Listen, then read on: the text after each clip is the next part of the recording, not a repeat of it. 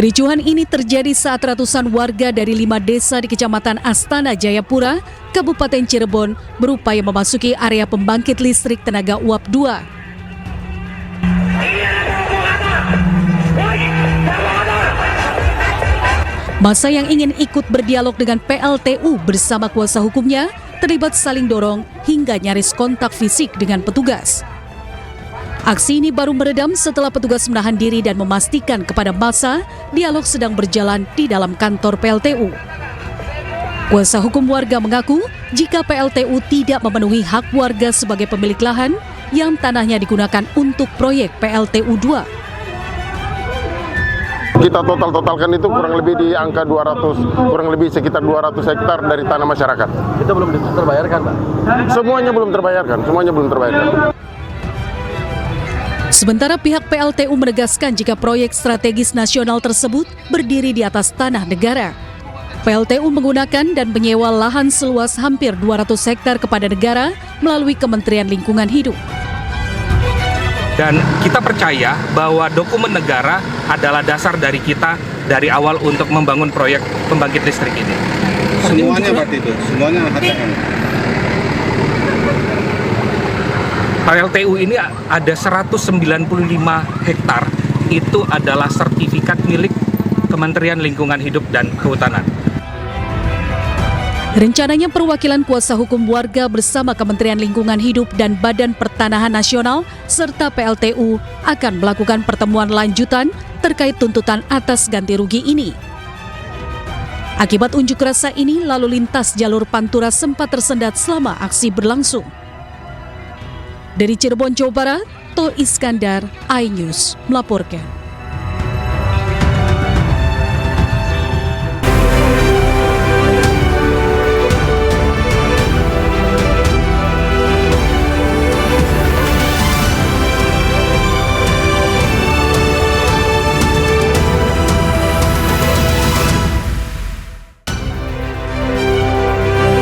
Korban erupsi Gunung Lewotobi mengungsi secara mandiri dengan mendirikan tenda karena belum adanya bantuan dari pemerintah setempat.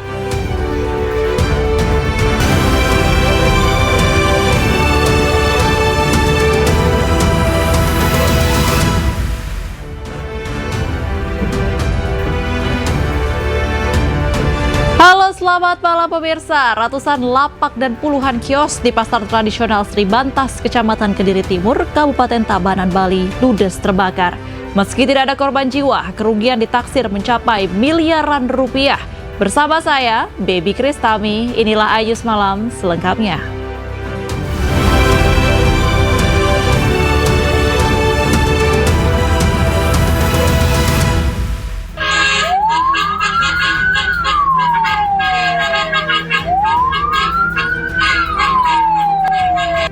Empat kios toko dan 144 lapak pedagang di pasar tradisional Sri Bantas di kawasan Banjarbatan Duren, Desa Cepaka, Kabupaten Tabanan, ludes terbakar pada Rabu siang.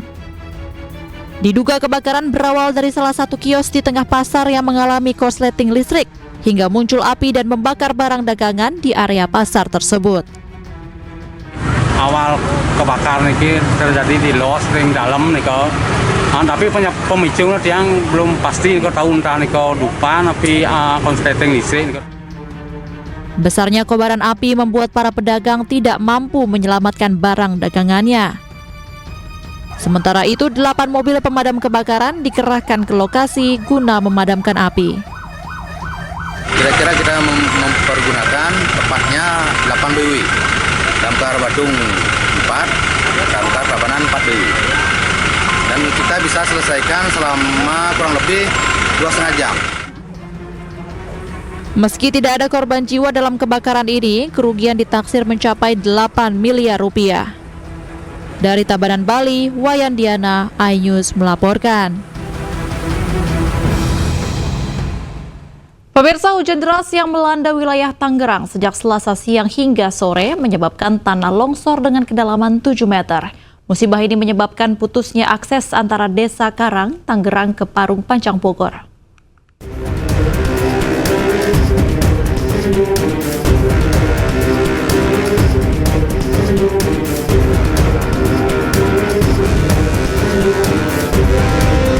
Tanah longsor yang terjadi setelah hujan mengguyur sejak pagi hingga malam kemarin di Kabupaten Tangerang kini masih ditutup garis polisi untuk menunggu pengecekan lokasi lebih lanjut dari BPBD dan kepolisian setempat.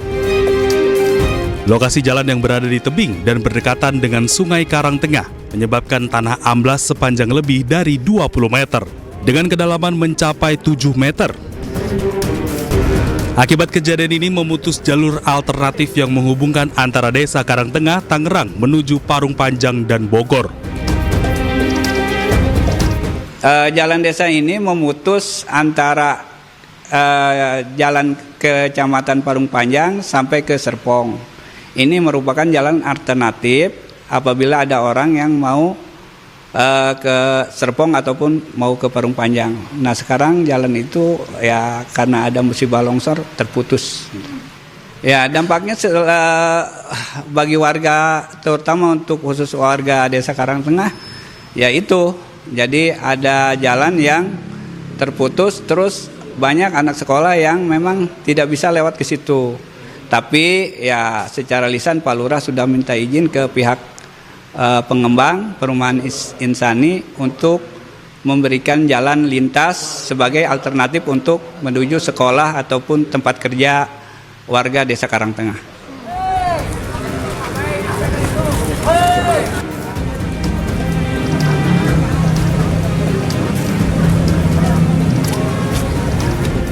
Sebelumnya, akibat diguyur hujan deras, sebuah jalan di Desa Karangtengah, Kecamatan Pagedangan, Kabupaten Tangerang, Banten, longsor. Tidak ada korban jiwa dalam peristiwa ini. Akibat kejadian ini, sejumlah pengguna jalan terpaksa harus mencari jalan alternatif lain untuk pulang ke rumah mereka. Warga berharap pemerintah setempat bisa segera memperbaiki akses jalan antara penghubung Kabupaten Tangerang dan Bogor ini. Tim Liputan iNews melaporkan. Pemirsa, banjir bandang menerjang sejumlah wilayah di Kota Sukabumi, Jawa Barat. Puluhan rumah milik warga rusak dan ratusan warga terdampak banjir bandang harus mengungsi.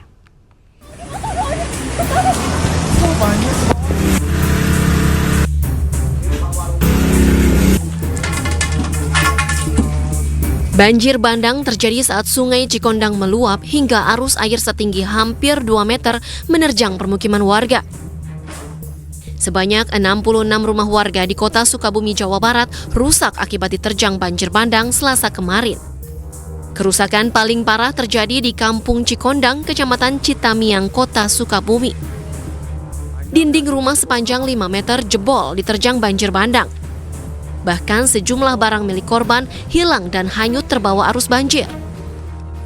Petugas BPBD dan relawan bergotong royong membersihkan sampah dan sisa genangan air lumpur. Ketinggian pertama 1 meter, kemudian setengah jam kemudian jadi 1,5 meter. Terus semua ke bawahnya, Pak? Ke bawahnya semua barang-barang, kasur, sama kulkas, mesin cuci, meja, kompor, semua. Badan Penanggulangan Bencana Daerah BPBD mencatat sebanyak 118 warga terdampak banjir bandang mengungsi. Sementara 6 unit rumah rusak berat, 30 rumah rusak sedang, dan 30 lainnya rusak ringan. Selain rumah, sejumlah fasilitas umum dan sekolah mengalami kerusakan. Penanganan, kalau kemarin langsung ke penanganan evakuasi dulu, dan sekarang kita coba penanganan pembersihan, membantu masyarakat yang rumahnya kemarin tergenang banjir. Limpasan itu sendiri kita coba membersihkan rumahnya supaya segera mungkin masyarakat bisa mengisi kembali rumahnya. BPBD terus melakukan penanganan dengan mendirikan tenda bagi para pengungsi yang terdampak banjir di lokasi bencana. Dari Sukabumi, Jawa Barat, Budi Setiawan, iNews melaporkan. Pemirsa, korban erupsi Gunung Lewotobi laki-laki mengungsi secara mandiri dengan mendirikan tenda. Para pengungsi tersebut makan terbatas karena belum adanya bantuan.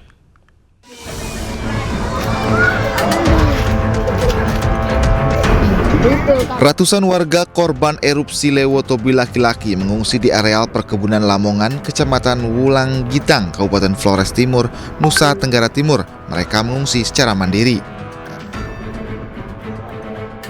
Para pengungsi yang berasal dari desa Nawokote, Kecamatan Wulang Gitang ini terdiri dari anak-anak dan sejumlah lansia.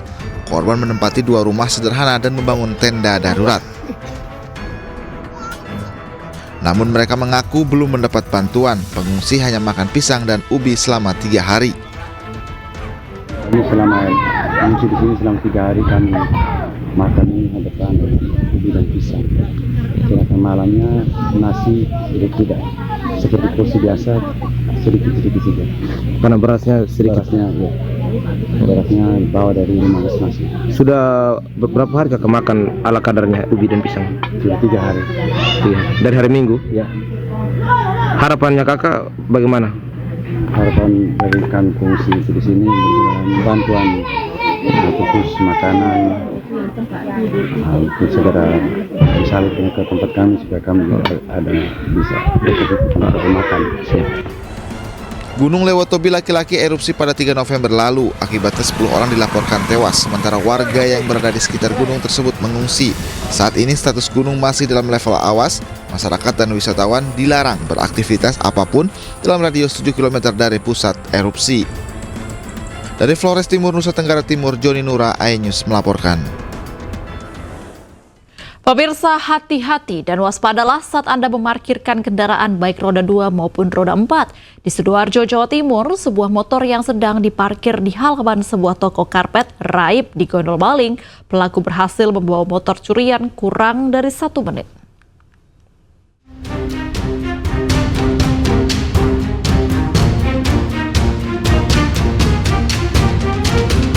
Inilah detik-detik aksi pelaku pencurian motor yang terjadi di sebuah toko karpet di kawasan Desa Banjar Kemantren, Buduran, Sidoarjo, Jawa Timur. Dalam rekaman CCTV tampak 2 orang pria berboncengan menggunakan sepeda motor berhenti di pojok toko karpet. Pelaku pertama bertugas sebagai joki mengawasi kondisi sekitar, sementara pelaku lainnya bertugas sebagai eksekutor masuk ke halaman toko. Dalam waktu kurang dari 1 menit, pelaku akhirnya berhasil melarikan motor curian. Saat di depan itu curanmornya bolak-balik 2 kali. 1 kali lihat situasi, 2 kali langsung congkel motornya. Nggak ada 1 menit terus hilang. Saat ini kasus pencurian kendaraan bermotor roda 2 di halaman toko karpet ini telah dilaporkan ke Polsek Buduran, Sidoarjo. Dari Sidoarjo, Jawa Timur, Pramono Putra, iNews melaporkan. Tak jera-jera, baru 1 minggu menghirup udara bebas, seorang residivis kasus curanmor kembali diringkus tim Kelewang Satreskrim Polresta Padang, Sumatera Barat. Dari pelaku, polisi turut mengamankan 1 unit motor curian dan sebuah gunting.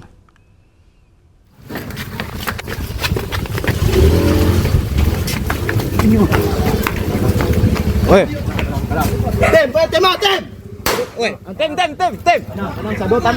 Sejumlah petugas kepolisian dari tim Kelewang bergerak cepat dan melakukan penggerebekan di daerah Toko Marapak, Kecamatan Padang Barat, Kota Padang.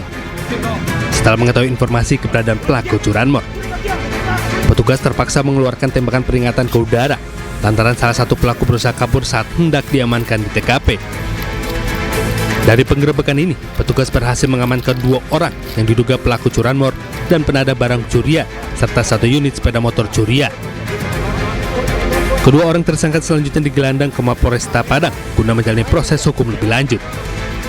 1 kali 24 jam kita Polresta Padang, tim Kelewang berhasil ungkap dan tangkap pelaku curanmor yang sangat meresahkan, yang merupakan pelaku curanmor tersebut residivis baru 1 minggu keluar dari lapas Lubuk Basung. Atas perbuatannya, tersangka dijerat dengan ancaman hukum di atas 9 tahun penjara. Dari Padang, Sumatera Barat, Budi Sunandar, iNews melaporkan. Pemirsa, mantan pemain Timnas Indonesia tahun 2013-2014, Yakir Sulaiman ditangkap Satreskrim Polres Cianjur karena terlibat peredaran narkoba. Dari hasil pemeriksaan, pelaku mengaku nekat mengedarkan obat-obatan terlarang karena kebutuhan ekonomi.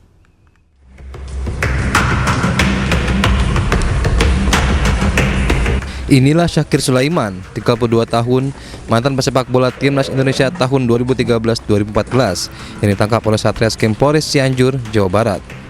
Syakir Sulaiman ditangkap di kediamannya di wilayah Kecamatan Cilaku, Cianjur, Jawa Barat lantaran terlibat peredaran narkoba. Syakir ditangkap setelah adanya laporan dari warga sekitar dengan adanya peredaran obat-obatan terlarang. Dari tangan pelaku, petugas mengamankan 1.700 butir heksimer dan 1.000 butir tramadol. Menurut hasil pemeriksaan, pelaku nekat mengedarkan narkoba karena kebutuhan ekonomi. Tersangka inisial S tertangkap terkait peredaran obat keras tertentu.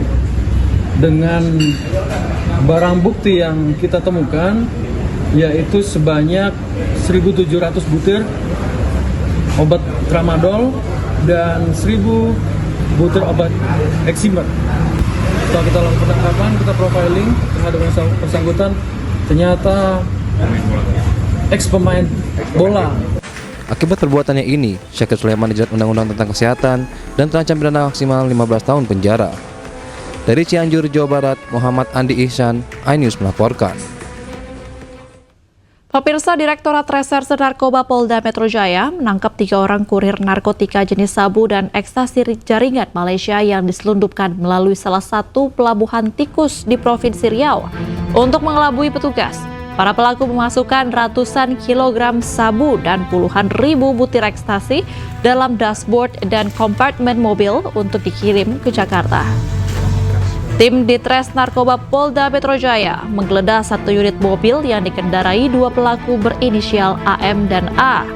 Dari hasil penggeledahan, petugas menemukan 61 kg sabu dan 35.000 butir ekstasi. Dari keterangan kedua pelaku, petugas kemudian menangkap 1 pelaku lain berinisial JI di Kabupaten Bengkalis, Provinsi Riau. Dari tangan pelaku JI, polisi mengamankan 55 kg sabu dan 55.000 butir ekstasi. Untuk mengelabui petugas, para pelaku menyembunyikan narkoba dan ekstasi di bagian kompartemen mobil. Ketiga pelaku diketahui merupakan kurir narkoba jaringan Malaysia yang masuk melalui pelabuhan di Riau dan berlanjut ke Jakarta melalui jalur darat.